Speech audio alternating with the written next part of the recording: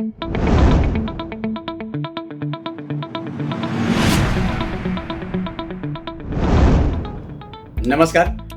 હું ડૉક્ટર પ્રણવ પચીકર. મને ઓળખો જ છો તમે. વારે ઘડીએ હું તમને મારી ઓળખાણ આપું છું. મને સારું નથી લાગતું, પણ છતાંય મારે આપવી પડે, કારણ કે તમારા સિવાયના બીજા દર્શકો પણ અમારી સાથે જોડાઈ રહ્યા છે અને એ લોકો પણ મારી પાસે સલાહ લઈ રહ્યા છે, એટલે મારે મારી ઓળખાણ આપવી જરૂરી છે.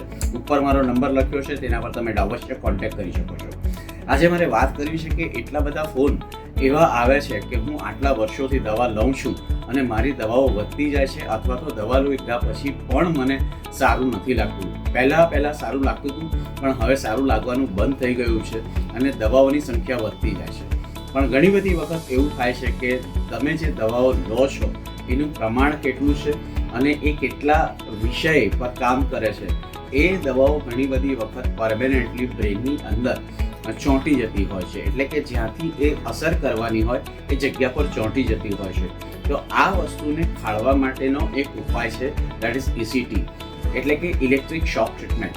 લોકો ઘણા બધા એનાથી ગભરાય છે, કારણ કે હિન્દી મૂવીઝમાં એવું જ બતાવવામાં આવે છે કે જો ECT લેવામાં આવે તો માણસ એકદમ ઢીલો થઈ જાય, મગજના જ્ઞાનતંતુઓ નબળા પડી જાય, પણ એવું નથી હોતું.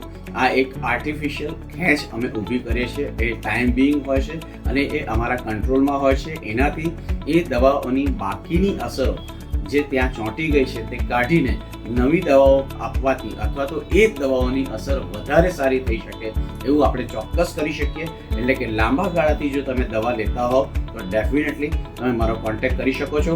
આપણે પ્લાન આઉટ કરી શકીએ છીએ, દવાઓ ઓછી કરી શકીએ છીએ, અને જો યોગ્ય થેરાપી સાથે લેવામાં આવે તો કદાચ દવાઓ બંધ પણ કરી શકીએ છીએ.